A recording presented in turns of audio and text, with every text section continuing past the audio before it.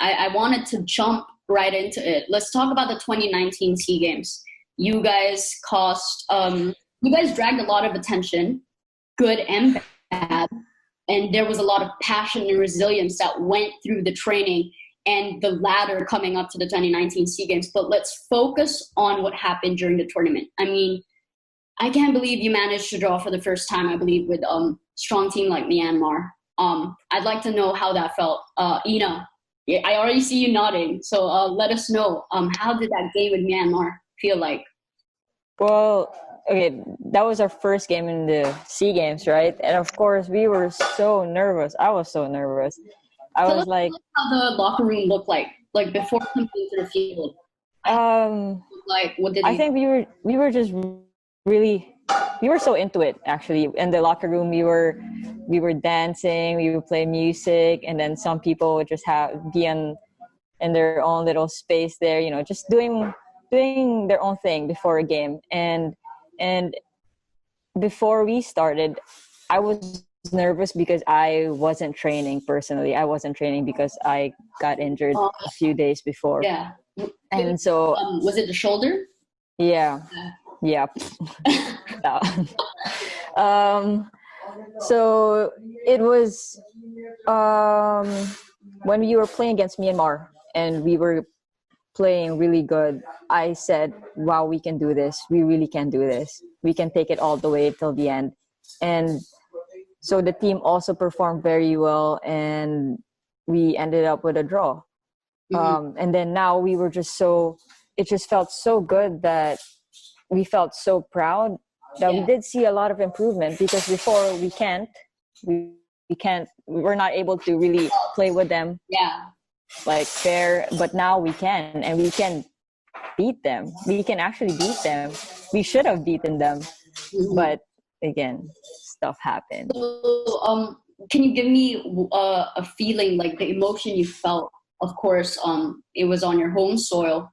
A lot of your family and friends came to support.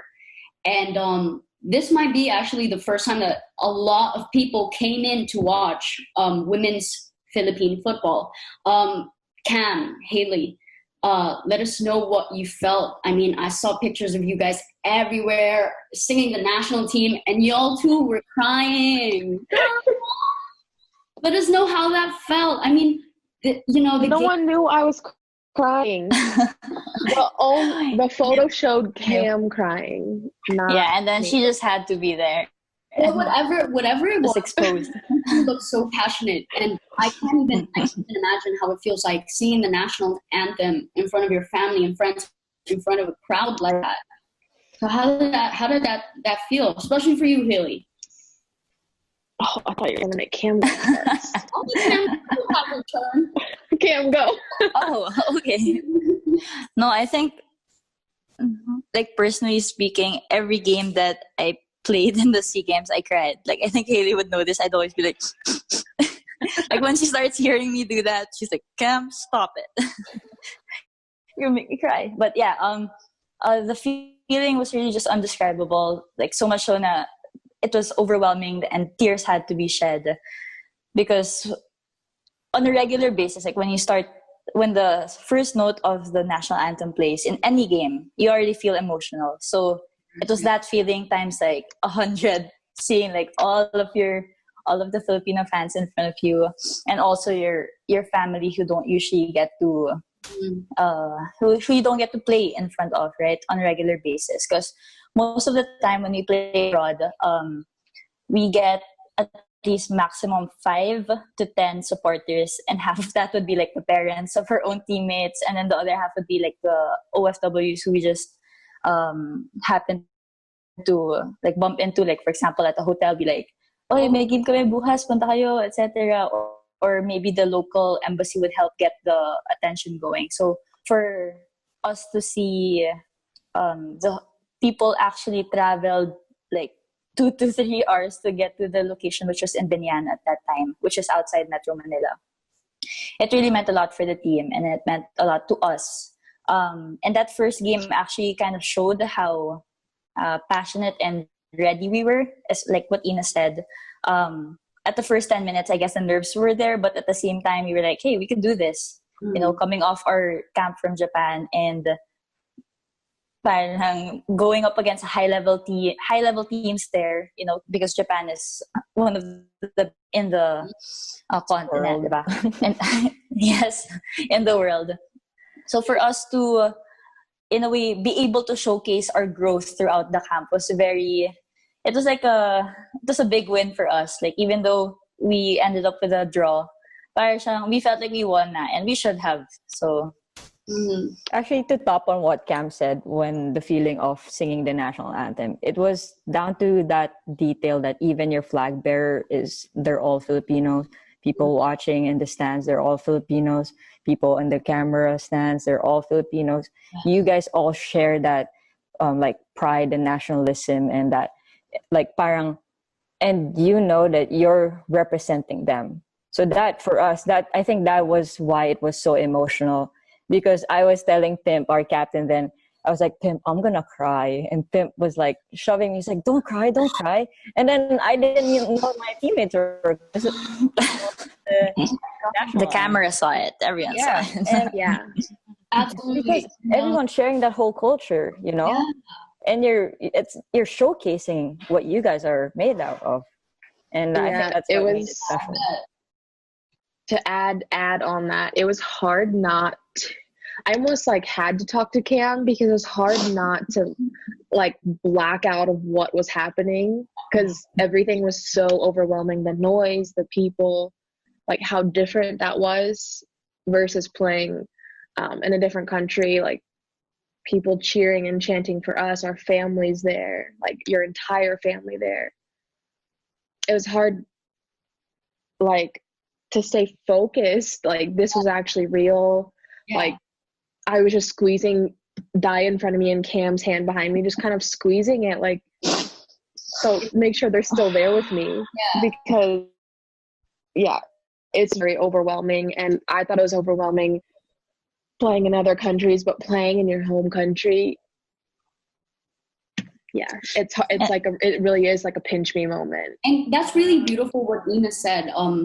It's down to the cameramen, the flag bearers being Filipino. So, lahat ng mga yan nanunood.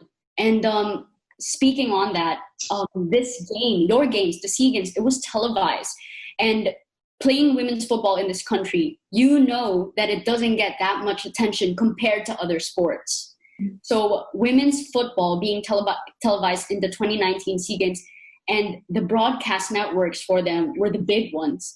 It's really a big thing, because the whole nation watched every moment, zoomed in every reaction you had.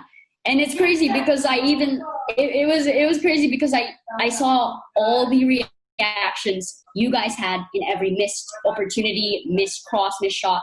And there was even this trending thing where Ina was like upset, but Ava went over to her and cheered her up. And I think that trended all throughout. Ava, tell us about that. Like, that's crazy. Well, I think it was a couple games before, like I was upset about something and Ina kind of like boosted me up. And then after that game, it was so crazy how that game went. And then I was literally like, I felt the pain inside myself, and I felt it like throughout the whole field. And I just looked over, because everyone on the field, is close to each other, right? So I looked over to the goal, and Ina's by herself, and I'm like, bro, this, like, I'm always by myself there. I know, but it was just like, it was like you were so far away from everyone. And I was like, you know what? Let me just run over to my friend and give her a big fat hug, because like I know that out of everyone, I could feel your pain the most. Like, I really could feel it. And I was like, I need to go and run over and give my friend a hug. And did I already knew. So, like, did you expect that exact moment in the SEA Games to explode on social media? Did you expect that to happen? No, I didn't care about all that. I wanted to make sure my friend was okay. I love that. And I actually got to cover your bronze medal game versus Myanmar, and really heartbreaking, man. Like, they had us in the first half. You know what I'm talking about? Like, yeah, they hit the post I thought you guys were really you're gonna push through it, and just covering that and knowing how each of you had your own specific journey getting into the 2019 SEA Games. So this is from the start of 2019 January all the way to the end in December. It's insane. And could you tell us about that? You know, like how you felt with that bronze medal game. I'm still upset. I'm not gonna lie. I'm really still upset. Yeah. It was like Same. Virtual. we held it. We really held it, and then we just let it slip in our hands. It was really. See, I can't even put my emotions in words. It's just too much over there. But I just wish that we knew how to really hold the game more, and we were confident enough to really take on the game when we're leading, because that's our problem as Philippine team. Yeah. We kind of just let the other teams dictate how they play, and then after they scored against us, that's when we fight. Or if we score against them first, we kind of fold and be like, oh, hold up, let me just protect the goal first. But if you're playing for a bronze medal match, it's typically like a championship game. Yeah. You know, winner takes it all, pretty much. And losing in your home ground was the most painful thing. I think all your hopes, everything that you worked for the past years, the past tournaments, I wouldn't say it went to waste, but I would really want to put it into a motivation, a positive note that we have accomplished a lot beside even if we lost the bronze medal match, and we know that we can still do more. Mm-hmm. It just kind of made us taste it, because we know that we someday can have it. You're right, Ava, like that. And you know what? Once we get that, it's gonna be so sweet. Actually, weird, really, really weird. All right, I think I hung for a bit there. But on a weird note, that same moment that Ava had with me on the field was actually how I was also the last time when we lost our championship match in UAAP. It was the exact same photo and exact same thing I did. I don't know why. It was so weird. So maybe the next time we get the chance, it's going to be us now. It's ours. Yeah, that's true. I definitely believe, since you guys got a taste of it, I definitely believe that you guys can make it. I'll swallow it and keep it in even my all the tummy. way, yeah. You definitely can make it all the way next time. I believe in you guys. Yeah. Thank you. Thank you. I really believe in you guys. Yeah. And I think to continue on what Ina said, we went into that match knowing that everything was at stake. Like in a way, it didn't just start from the start of the tournament, but it was like years worth of generations of female football players, from Ariel's time, from Tasha's time, to now, to Pimp's time, to our time now. So it was really years worth of work, like knowing that we were playing not just for us, but everyone else who came before us. So, and the people who were before us were actually there watching us play. So it was like it was a momentous occasion that didn't convert into a medal, but it was one na parang we knew that we had to continue pa, kasi may mabubuga pa kami, alam mo yun, parang hindi pa Meron pa yung ba? sapat. Meron pa, kailangan. Meron pa yan. 2023 pa. Oh my gosh. Smart Sports, Tiebreaker Vodcast. She just knocked down a 3. She just scored the game-winning goal.